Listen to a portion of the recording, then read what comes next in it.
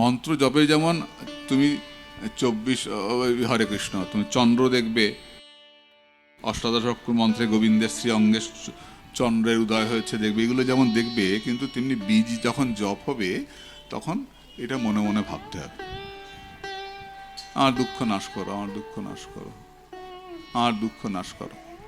এবং মন্ত্র জপের আগে মা অবশ্যই অঙ্গন্যাস করন্যাস করতে হবে,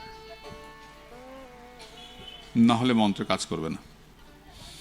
আর মন্ত্রের অর্থ না বুঝে যদি মন্ত্র জপ হয় তাহলে বলছেন কাঠ ছাড়া মাটিতে আগুন ধরালে যেমন হবে, কাঠ নাই শুধু মাটির মধ্যে আগুন ধরাচ্ছ, তাহলে যেমন হবে তেমনি মন্ত্রের অর্থ না বুঝে জপ করলে সেই ফল হবে।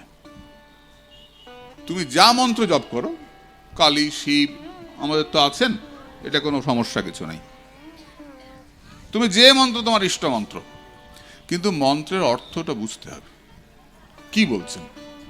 তুমি ত্রম্বকং যজামহে সুগন্ধিং পুষ্টিবর্ধনমি জপ করো, আর তুমি দক্ষিণ কালী বামা কালী বা অন্যান্য যে মন্ত্র তুমি জপ করো, বা তুমি ঠাকুরের মন্ত্র জপ করো, বা কৃষ্ণ মন্ত্র, যে মন্ত্র, ওইসব কোনো সমস্যা নেই। জপ শব্দের অর্থ পুনঃপুনঃ উচ্চারণ, বারবার বারবার বারবার মন্ত্রটাকে বলে যাওয়া, স্পষ্ট উচ্চারণ না, স্পষ্ট উচ্চারণ, গুটি যেন আগে হেঁটে যায় না। হাতে করতে পারো ভালো, হাতে করতে গিয়ে অনেক সময় আমাকে অনেকেই বলেছেন, এটা আমারও হয়, আমি দেখেছি, অনেক রাত হয়েছে জব করতে করতে, ঘুম এসে যাচ্ছে, তো হাতের কর্ডটা স্লিপ করে যায়, হয়তো ক্লান্ত হয়ে গিয়ে বসছি রাত্রেবেলা, স্লিপ করে যায়, সরে যায়, এতে সমস্যা হয়। আবার মালাতে করলে অতটা সমস্যা হয় না, মালাতে করলে আরেকটা সমস্যা হয়, মালা জড়িয়ে যায়,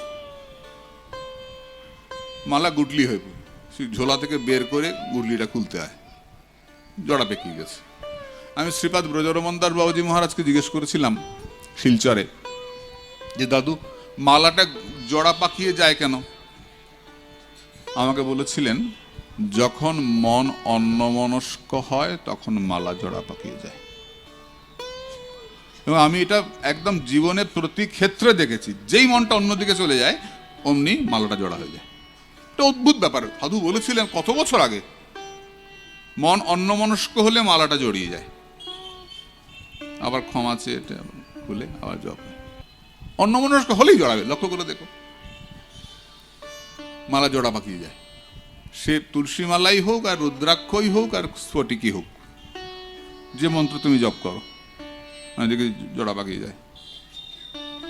তো জপ, জপাৎ সিদ্ধি নিরন্তরম, জপ চলবে। তাহলে কি বললাম, মন্ত্রের অর্থ বুঝতে হবে, কি মন্ত্র বলা হচ্ছে, বীজের অর্থ বুঝে বীজকে চিন্তা করা। অনেক মন্ত্র জপ করতে এমন কোনো কথা নেই, মূল মন্ত্র যেটা ইষ্ট মন্ত্র এটা বেশি করে, বাকি মন্ত্র কম করলেও দোষ হবে না। ইষ্ট মন্ত্র বেশি করে জপ, সর্বোপরি হরিনাম জপ, নাম না পরতরং নাস্তি, নামের ওপর আর কিছু নাই। যে পড়াশোনা জানে না, যে বীজের অর্থ জানে না, সে জপ করতে পারবে না? করবে, কিন্তু হরিনাম করবে। বুঝেও না বুঝে কেহ, শুনিতে শুনিতে সেহ, কৃষ্ণে উপজীবে প্রীত, বুঝিবে রসের ঋত, শুনিলেই বড় হয় হিত।